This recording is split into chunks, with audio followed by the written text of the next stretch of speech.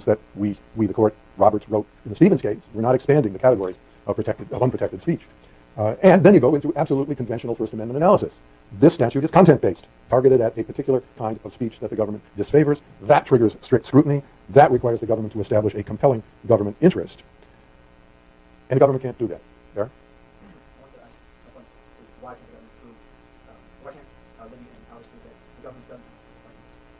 Well, I think they could. I mean, it's unfortunate that the majority opinion, Judge Smith's opinion in the Ninth Circuit, assumed that the government had a compelling interest in the medal program.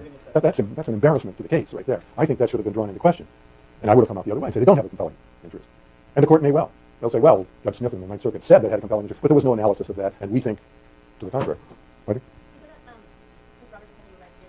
I can't hear you. Can you hear me? Right. You said that if Roberts or Kennedy were writing, they would argue that this is pure speech and that there was no conduct involved? Yeah. I think that any justice would acknowledge that. What would you argue in light of a creative analysis of the New York Times versus Sullivan, where they talked about there's no restriction on false speech that affects, or that offends the conduct of an official? Because the statute for the medal is given in honor of conduct of an official. So any speech that comes from that is an attack on conduct, essentially. Is an attack on conduct. Is offensive to the conduct of the medal. That doesn't mean it's not speech. I mean, the fact that you criticize somebody's conduct, when the ad in the New York Times criticized Sullivan in the ad, they're criticizing his conduct. But that doesn't mean it wasn't speech, and it doesn't mean that even false parts of the ad were protected. So how would the government deal with compelling interest? Well, they could say we've never found a compelling interest where there's no harm caused by the speech, and this diffuse, generalized harm that the government claims does not rise to the level of a compelling interest, and they could compare interference with national security as a compelling interest, but not saying you have another one, you don't have one. Robert?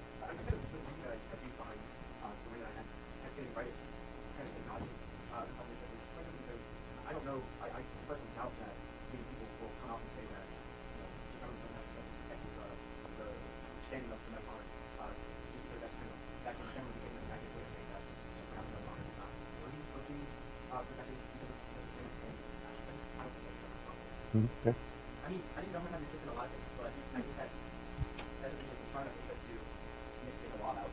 But I think the government has restricted graduate high school, they're not making a law that can violate that. So even though no one's going to come out and say that the government doesn't have interest, I would definitely say the government doesn't have a strong interest to violate the First Amendment.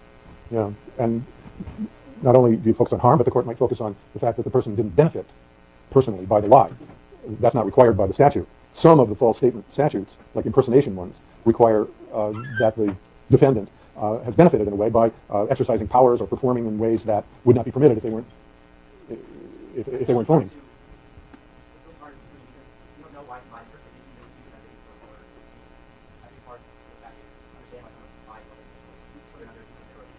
Well, and that's why Congress didn't want to put that burden on the government. You don't have to get inside their head. If they lied, end of story. One of the amicus briefs filed by military people, one of the friends of the court briefs, pointed out that people like Alvarez are free to burn the medal, to deface it, to mutilate it, to disparage it in speech, to mock the heroes, the true winners of the medal, to damn the government and its wars, to say that I should have received the medal myself, and the recipients of the medal were not deserving in any way, but can't claim the medal as his own. That's all. And all those things are true, that people are free, despite this law, to disparage the medal, to lie about a lot of things, and to damn the government and its wars, and to deface the medal, and all of those. And what do you make of that? If all of those things are true, what, if anything, does that tell you about the government's interest, and whether the restriction is narrowly tailored? Correct?